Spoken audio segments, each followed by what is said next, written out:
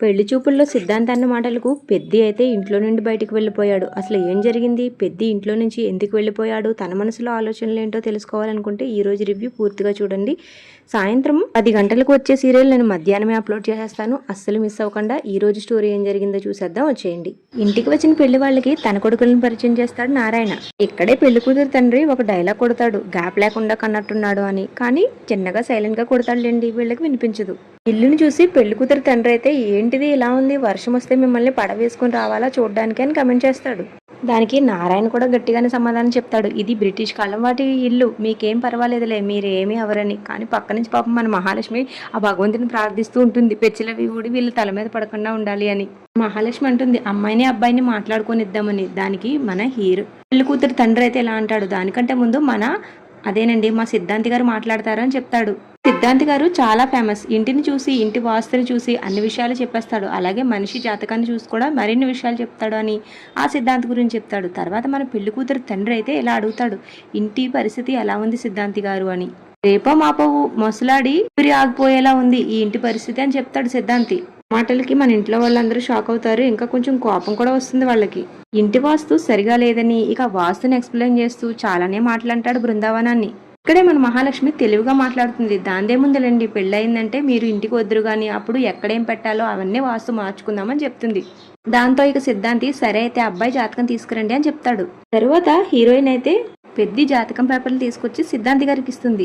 ఇక్కడే పెళ్లి కూతురు నాన్న సిద్ధాంతి గారితో ఇలా అంటాడు, జాతకం సరిగ్గా చూడండి, ఇల్లు అద్దెకి తీసుకుని చావచ్చు, జాతకం అద్దెకి తెచ్చుకుని చావలేం కదా అని మాట్లాడుతూ ఉంటాడు.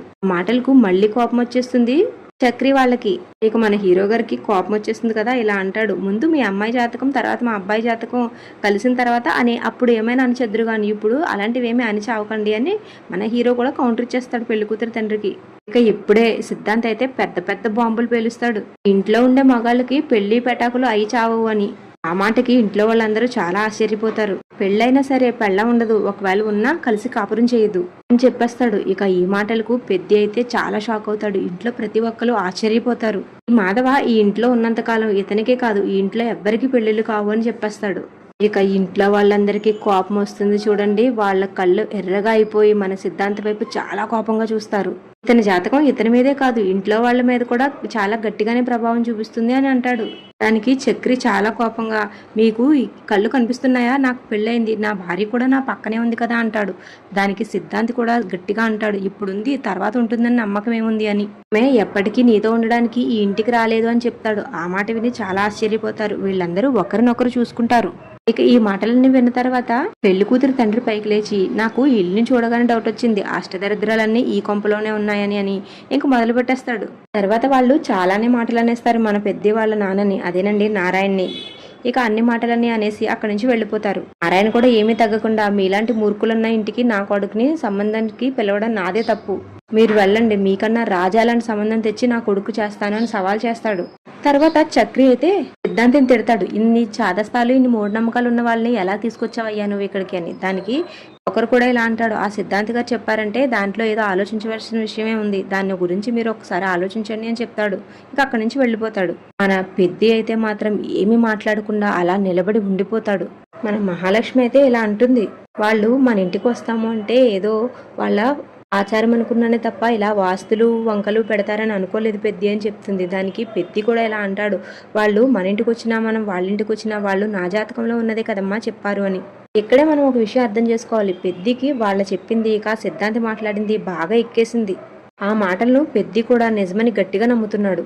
బహుశా నా వల్లనేనేమో ఇలా ఇల్లు దరిద్ర తాండవం చేస్తుంది, ఆడవాళ్ళు రావట్లేదు, పెళ్ళిళ్ళు కావట్లేదు అని. ఇంకెప్పుడు నన్ను ఇలాంటి పెళ్లి చూపులకు అది పిలవకండి, నాకు చెప్పకండి, నాకు ఇలాంటివి ఏమీ చెయ్యకండి అని అక్కడి నుంచి వెళ్ళిపోతాడు. పాపం బృందావనంలో వాళ్ళందరూ కూడా చాలా బాధపడతారు. నారాయణ కళ్ళనీళ్లు పెట్టుకుని ఇంట్లో నుంచి బయటకు వెళ్ళిపోతాడు. తర్వాత రాత్రి అయిపోయినా సరే మన పెద్ది అయితే గదిలో నుంచి లోపలికి రాడు. తర్వాత మన మహాలక్ష్మి బయటికి తీసుకువచ్చి పెద్దిని, మీరు ఒంటరికి వారు కాదు, ఎందుకు అలా ఒంటరిగా రూమ్లోనే ఉన్నారు ఉదయం నుంచి అని మన పెద్దిని బయటికి తీసుకొస్తుంది. పెద్దిని దగ్గరుండి సోఫాలో కూర్చోబెడతాడు. కానీ పెద్ది పాపం మాత్రం ఏమీ మాట్లాడు. ఇంట్లో వాళ్ళందరూ అలా మౌనంగా చూస్తూ ఉండిపోతారు. బృందావనంలో చక్రి, కేశవ ఇంకా మహాలక్ష్మి అందరూ పెద్దికి ధైర్యం చెప్పే ప్రయత్నం చేస్తారు. కానీ పెద్ది మాత్రం నా జాతకంలో ఉన్నదే కదా వాళ్ళు చెప్పింది అని నా జాతకం ఇలా ఉంది, నా వల్లే మీరు ఎలా అవుతారని తెలుసుంటే నేను ఇంట్లోంచి ఎప్పుడో వెళ్ళిపోయేవాడిని అని అంటాడు. ఆ మాటకి చాలా బాధపడతారు ఇంట్లో వాళ్ళందరూ. చక్రి, మహాలక్ష్మిలు పెద్దిని ఎంత ఓదార్చుదాము అని ప్రయత్నించిన పెద్ది మాత్రం చాలా బాధపడతాడు. ఇంట్లో ఆడవాళ్ళు ఉండకపోవడానికి ఇంటికి శాపం ఉందనుకున్నాను, కానీ నా జాతకంలో లోపం ఉందని నేను ఇప్పుడే తెలుసుకున్నానని చాలా బాధపడతాడు. మహాలక్ష్మి చెప్తుంది, అలా అయితే నా జాతకంలో కూడా నేను పెళ్లి చేసుకుని విదేశాల్లో సెటిల్ అవుతానని చెప్పారు మా నాన్నగారు జాతకం చూపించినప్పుడు. కానీ నేను ఎక్కడున్నాను పెద్ది, ఎందుకు ఇలా మాట్లాడుతున్నారని చెప్తుంది.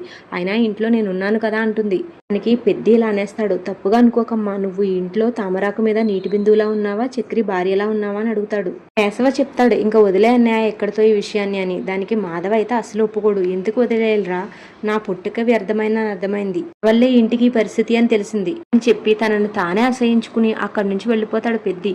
తర్వాత మన మహాలక్ష్మి వెళ్ళి నారాయణని తిడుతుంది. నారాయణ దగ్గర చాలా స్టోరీనే నడుస్తుంది, కానీ మన వీడియోలు ఎంత అయిపోతుంది కాబట్టి నేను షార్ట్కట్లో చెప్పిస్తున్నాను. మీరు తండ్రిగా బాధ్యత తీసుకుని ఉండి పెద్ది జాతకం ముందే ఎవరికైనా చూపించి ఉండి ఏదైనా పరిహారం చేస్తే ఈ ఇంట్లో వాళ్ళందరూ పెళ్లిళ్ళు చేసుకుని చక్కగా కాపురాలు చేసుకుని ఉండేవారు. ఆ రోజు కన్నా వాళ్ళమ్మ కనిపించిందని చెప్పాను, అయినా సరే మీరు పట్టించుకోలేదు. ఆవిడని తీసుకొచ్చి ఇంట్లో పెట్టుంటే ఈ సమస్య అంతా ఉండేది కాదు కదా అని ఇంకా నారాయణ తిడుతుంది. అది చక్రి వచ్చి, ఇంకా ఈయన్ని అన్ని తిట్టినా అనవసరం లేండి, మీరు వెళ్ళి పడుకోండి, అన్నయ్య ఇప్పుడే పడుకున్నాడని చెప్తాడు. ఇక తర్వాత పెద్ది పడుకున్నాడని నిర్ణయించుకున్న తర్వాత వీళ్ళందరూ కూడా నిద్రపోతారు. వీళ్ళందరూ నిద్రపోయిన తర్వాత నిద్రలేస్తాడు పెద్ది.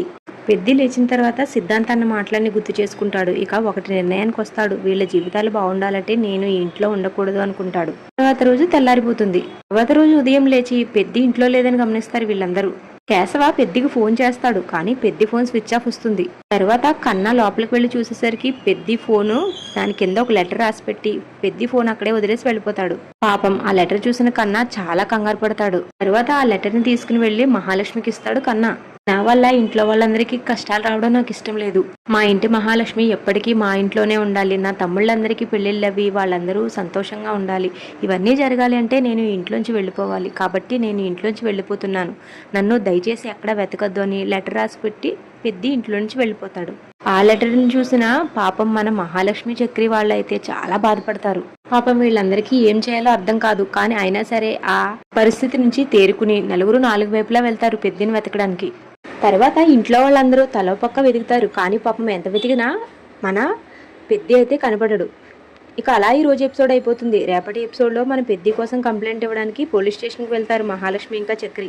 అక్కడ ఎస్ఐ గారు మన మహాలక్ష్మి వాళ్ళతో ఇలా అంటారు, ఫోటో అది ఇచ్చి వెళ్ళండి, కంప్లైంట్ ఇచ్చి వెళ్ళండి, బ్రతికుంటే ఫోన్ చేస్తాను, చేస్తే వచ్చి శవాన్ని తీసుకువెళ్తారు కానీ అంటారు. ఆ మాటలకి మన చక్రికి చాలా కోపం వచ్చేస్తుంది. తర్వాత మన కన్నాని భోజనం చేయమంటే నాకు అన్నయ్యే కావాలని ఏడుస్తూ ఉంటాడు. పాపం ఇంట్లో వాళ్ళందరూ కూడా చాలా బాధపడతారు. కానీ రేపటి ఎపిసోడ్లో అయితే పెద్ది ఇంటికి వచ్చేస్తాడా, మీరేమనుకుంటున్నారో కమెంట్ చేయండి. ఇక పెద్ది తిరిగి ఇంటికి వచ్చేయాలని కోరుకునే వాళ్ళందరూ ఈ వీడియో కింద పెద్ది అని కమెంట్ చేయండి. ఇక రేపటి ఎపిసోడ్లో మీట్ అవుతాం. అంతవరకు బాయ్.